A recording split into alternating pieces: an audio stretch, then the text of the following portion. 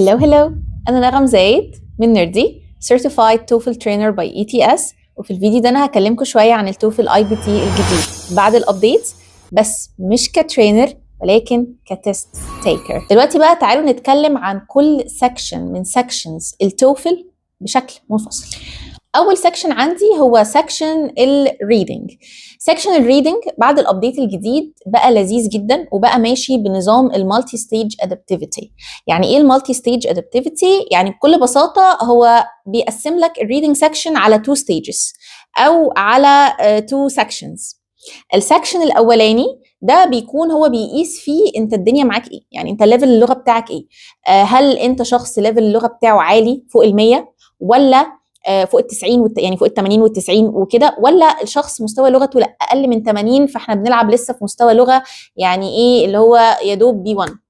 فعشان كده في التوفل IBT بعد الابديت هم عملوا نظام المالتي ستيج ادابتيفيتي اللي فيه بكل سلاسه في الستيج الاولانيه او في السكشن الاولاني في الريدنج هو عن طريق اجاباتك والسكور اللي انت هتجيبه فيه هيحلل مستوى اللغه عامل ازاي، وبناء عليه هيجيب لك مستوى الاسئله في السكشن الثاني. فالتست نفسه بيساعدك توصل للسكور اللي انت عايزه.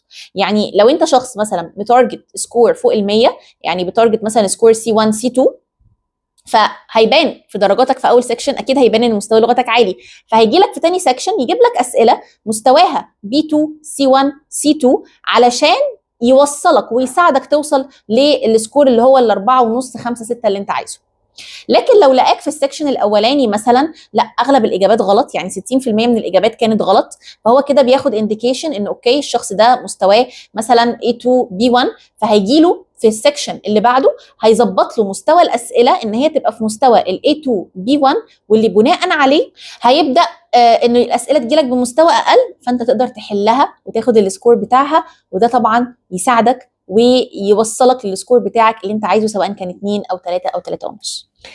لو جينا بقى لطبيعه الاسئله في الريدنج سكشن، فطبيعه اسئله الريدنج سكشن سلسه جدا بسيطه جدا مش معقده زي الاول. يعني احنا عندنا سؤال read for daily life، ده ممكن تلاقي فيه مثلا جزء من ماجازين، ممكن تلاقي فيه conversation مثلا على chat ما بين اتنين بيكلموا بعض. وبرضو انا شايفه ان ده يعني شيء مودرن جدا، لانه فعلا انا لو مسافر بره فانا اكيد هقرا مجلات، فانا قادر اقراها ولا لا؟ اكيد هكلم حد من اهل البلد فانا هعرف اتشات معاه ولا لا؟ طب هو لو بعت لي انا هعرف اقرا وافهم ولا لا؟ فان هو يجيب لك حاجات فعلا من الديلي لايف وانت تجاوب بعد كده MCQ اسئله كومبريهنشن يشوف انت قادر تستوعب وتفهم المكتوب قدامك ولا لا، انا شايفه ان ده اكتر امتحان مناسب للواقع فعلا، مش جايب حاجات ما بنتعرض لهاش.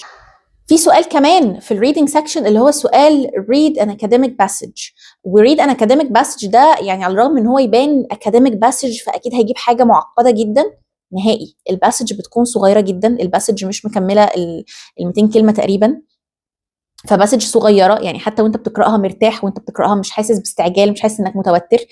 الام سي كيوز كمان بتبقى يعني ريلاتيف جدا للباسج نفسها، مش بيسالك عن حاجه مختلفه، لا انت قادر ان انت حتى لو الموضوع ده اول مره تقرا عنه قادر تفهمه وقادر تشوف الاسئله تلاقيها فعلا بتقيس فهمك للحاجه دي، فانا اوريدي عندي الانفورميشن. فحتى سؤال الاكاديميك باسج سؤال بسيط جدا جدا ومش من الاسئله خالص المعقده او اللي هتواجه فيها صعوبه. كمان في سؤال في الريدنج سكشن بصراحه انا اتفاجئت بيه وعجبني قوي، وهو سؤال complete the words. سؤال complete the words ده بكل بساطه هو بيجيب لك باسج فيها كلمات، الكلمات دي مش كامله، يعني في كلمه مثلا ناقصها اخر 3 حروف او اخر 4 حروف او اخر 5 حروف، فانت دورك انك تكمل الكلمه دي. بصراحه في البدايه يعني اول ما الابديتس نزلت وجالي الابديتس وشفت الاسئله حسيت ان السؤال ده هيبقى تشالنجينج قوي، بس يعني باي اكسبيرينسينج ات بقى انا لقيت ان هو سؤال هيلفل جدا ولذيذ جدا ومش بالصعوبه اللي انا كنت متخيلها خالص.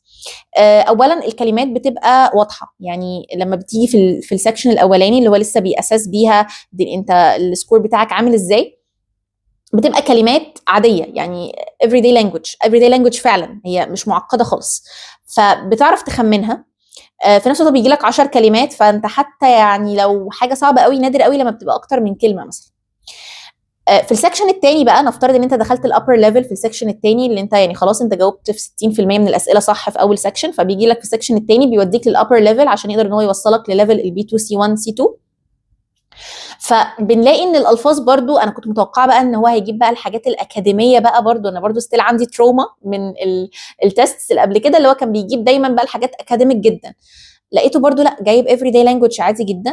بس الفكره في القطعه نفسها، القطعه نفسها بقى فيها complex sentences، فهو بقى بيشوف يا ترى انت هتفهم القطعه وتعرف تخمن الكلمه ولا هتعطل ومش هتفهم.